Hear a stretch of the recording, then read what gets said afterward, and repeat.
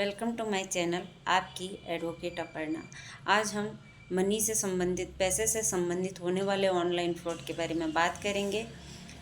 यहाँ पे हम उन विषय के बारे में बात करेंगे जहाँ हमारा पैसा किसी ऐसे अकाउंट में जाके फंस जाता है जहाँ से ना हमारे पास में हमारा पैसा आता है, ना वह प्रोडक्ट आ पाता है जो हमने ऑर्डर करा था।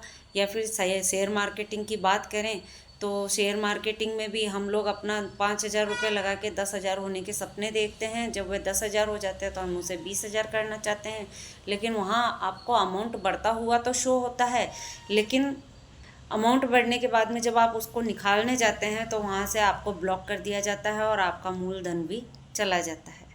तो ऐसे मामलों में जब आपका पैसा कहीं फंस जाए, किसी और के अकाउंट में फंस जाए, तो उसे निकालने के लिए हमें क्या स्टेप्स लेने चाहिए वो मैं शॉर्ट में आपको बताऊंगी, और उन्हें फॉलो करके आप अपना पैसा जल्द से जल्द अपने अकाउंट में ले पाएंगे।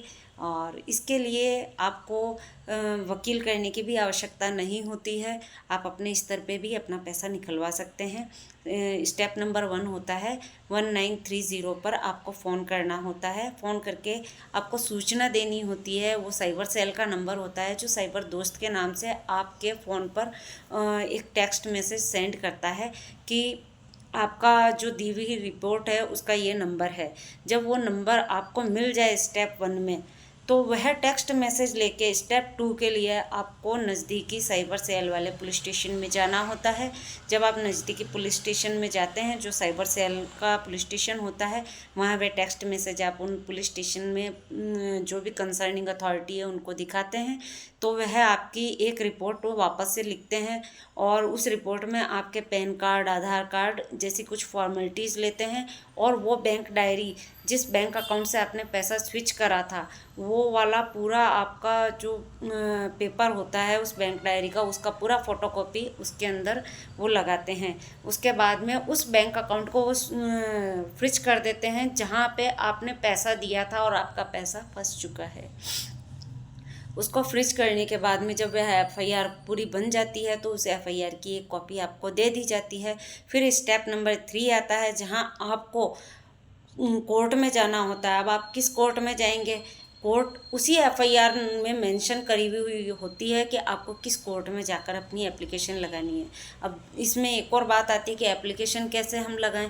एप्लीकेशन आपको वहाँ पे जो भी टाइपिस्ट बैठे होते हैं कोर्ट परिसर के अंदर, कोई भी टाइपिस्ट होगा, उससे आप अपनी एफआईआर दिखाएंगे तो वो आपकी एफआईआर के बेस पे आपकी एक एप्लीकेशन तैयार कर देगा। उस पर आप कोर्ट फीस लगाइए और उसी कोर्ट में आप अपनी एप्लीकेशन को पेश कर दीजिए।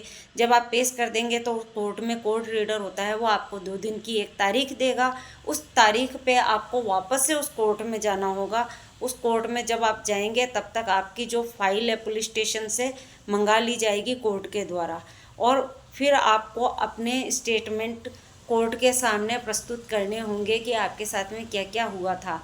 जब आपके स्टेटमेंट कोर्ट ले लेगा, उस स्टेटमेंट को और आपकी फाइल के अंदर लगा करके पीपी की रिपोर्ट के लिए रखा जाएगा। पीपी साहब की रिपोर्ट, पीपी मतलब सरकारी वकील होता है जो सरकार की तरफ से अपनी रिपोर्ट देता है, और उस रिपोर्ट में आपके लिए कोई ऑब्जेक्शन नहीं करता है। अगर पीपी तो आपका काम आसान हो जाता है, अगर ऑब्जेक्शन होता है तो उस ऑब्जेक्शन को भी सॉल्व करवाने की कोशिश की जा सकती है। तब जब पीपी नो ऑब्जेक्शन अपने उस रिपोर्ट पर दे देगा, तब वह कोर्ट के अंदर आपको पुनः एक तारीख मिलेगी। आपको जब वह दूसरी तारीख वापस से मिलती है तो उस तारीख पे आपको फिर से कोर्ट में जाना है, क्योंकि वो दिन होता है आपके निर्णय का दिन। उस दिन कोर्ट आपके पक्ष में फैसला दे देगा अगर पीपी की रिपोर्ट में आपकी बातों और आपके फाइल में कोई ऑब्जेक्शन नहीं पाया जाता है। तो जब कोर्ट आपको ऑर्डर कर देगा तो फिर इसमें एक अंतिम चीज़ ये आती है कि आपको एक छोटी सी स्टाम्प ड्यूटी कोर्ट में पेश करनी होती है। स्टाम्प ड्यूटी भी आपको कोर्ट में ही मिल जाएगी। उसी के ऊपर आपकी एफआईआर नंबर, मुकदमा नंबर, आपका केस नंबर लिखा जाएगा।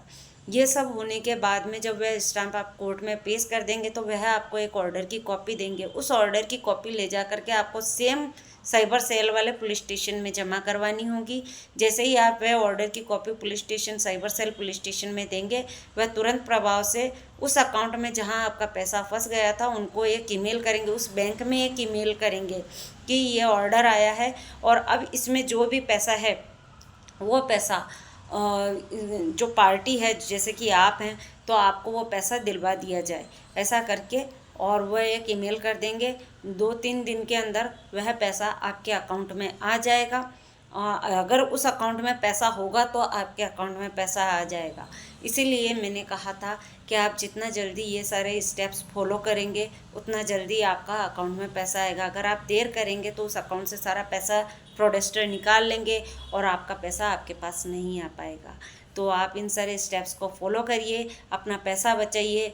और हमारी तरफ से, हम वकील समाज की तरफ से जो भी आपकी हेल्प हो सकती है हम करते हैं, ऑनलाइन आके भी करते हैं। तो आप हमारा चैनल सब्सक्राइब करिए, शेयर करिए। और इसी के साथ आपको धन्यवाद। फिर मिलेंगे अगले वीडियो में।